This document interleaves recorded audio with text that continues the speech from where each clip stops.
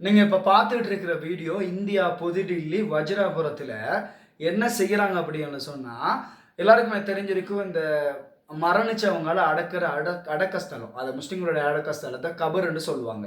இந்த மையவாடியில அவங்களுடைய கபறுகளுக்கு போய், அதுக்கு மேலால நெருப்பு வைக்கிறாங்க. என்ன ஒரு வக்கிர புத்தி! வாழ்றப்போ தான் மதம் அப்படி இப்படின்னு மதவெறி என்று சொல்லி மனுஷன வாழ விடுறீங்கல்ல. ஒருத்தன் மரணிச்சதுக்கு அப்புறமும் அதிலயும் என்ன வன்மத்த காட்டுறதால உங்களுக்கு என்ன மன திருப்தி அப்படின்னு விளங்கல. இவ்வளவு ஒரு வன்மம் பிடிச்ச மனசோட தான் மக்கள் இருக்காங்களா? இந்தியால ஒரு சில பகுதிகள்ல அப்படி நினைக்கிறப்போ ரொம்பவே வேதனையா இருக்குது.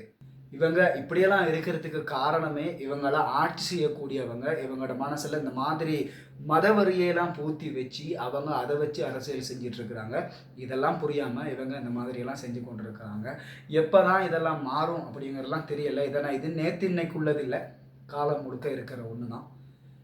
இதுக்கு மேல அத பத்தி சொல்றதுக்கு என்ன சொல்றதுன்னு கூட விளங்குதில்லைன்னா, அவ்வளோ கவலையா இருக்கு அத பார்க்குறப்போ. இந்த அளவுக்கு வக்கர புத்தியா மரணிச்ச ஒரு மனுஷனுக்கு மேலயும் வன்மத்த கக்குற, மதவெறிய கக்கக்கூடிய ஒரு நிலைமை.